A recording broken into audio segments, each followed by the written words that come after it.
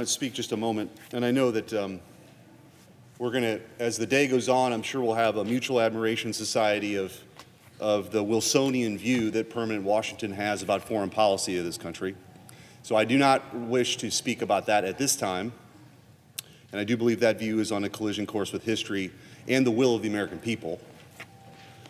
But I rise to speak about sort of the process of the Senate, where we're at, how we got here, and to quote a famous St. Louis and Yogi Berra, it's like deja vu all over again.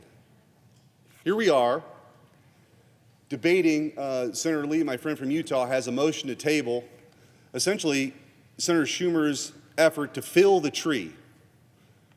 And so to the American people who are watching or listening or being reported upon, that means that the majority leader of this chamber is boxing out everyone. That's right. The 99 other people who were elected by an entire state to advocate for their interests don't get a say. They don't get to offer an amendment. They don't get to say, I would like to build a unique coalition with either somebody from my own party or somebody on the other side of the aisle on something we might agree upon. I think the world's most deliberative body has been reduced to kabuki theater. There's no uncertainty ever. The only time, and this is the cold hard truth to my friends in the gallery, the only time you get to offer an amendment in this place is if it's sure to fail. Think about that. Senator Schumer won't allow United States senators to offer ideas unless he knows they will fail. And so to my Republican and Democrat colleagues who may be watching on TV or their staff, it doesn't need to be that way. This is perhaps one of the most obstructive measures that the majority leader employs, and I don't pretend it's just him. I think one of the things that all of us have to look in the mirror about is whether or not that's what we want this place to be.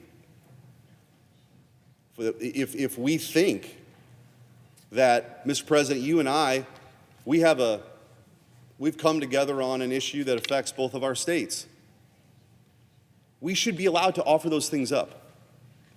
We don't get a chance to do that. Appropriation bills. I know that the Senate appropriators have worked hard on individual bills. Chuck Schumer didn't allow those bills to be debated on the floor. Never happened. We ended up with a few minibuses. That would be a great reform. And how about, instead of every hour, maybe you show up, or what if we sat in our seats and actually voted on this stuff for 4 or 5 hours? We could get through a lot, but the senator from New York is allergic to work unless he can control the outcome. Or say, if you object now, everyone has to, they change their plans last minute. Or if you don't support this without an opportunity to affect it, you're against, pick the poison. You want to shut down the government. Or you're for Putin. All these ridiculous things that get thrown out here. Open it up. And I'll tell you why it won't happen, because it's a real threat. It's a threat to him. Because the idea that other senators who aren't part of, the two that get to make all the calls, that we would find a different way. That's a threat to his power. Because right now he gets to say, come to me with everything, I'll put it in some omnibus, there won't be any time to debate it, they probably won't be able to read it, but if they don't vote for it, you want to shut down the government. So, to all the senators, I would like to work with you to dislodge this concentration of power that no doubt our founders would be rolling in their graves over. This diffusion of power that's defined by our separation of powers and federalism was meant to spread it out, to protect individual liberty. It certainly was never intended for one person in the Senate who can always be recognized, and like last week, did something that had never happened in the history of our republic, which was to dismiss articles of impeachment, even though we're supposed to have a trial.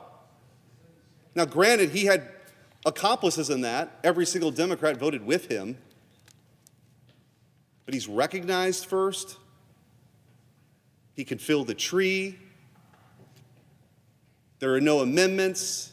We have to beg to be heard, which is why I objected to that farce last week. I don't think it's becoming of a United States senator to say, oh, thank you, Senator Schumer, for giving me 2 minutes to speak.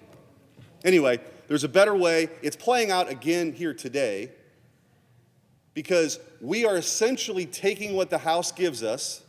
The upper chamber is capitulating to the House to say, we can't actually affect this thing. We can't change anything.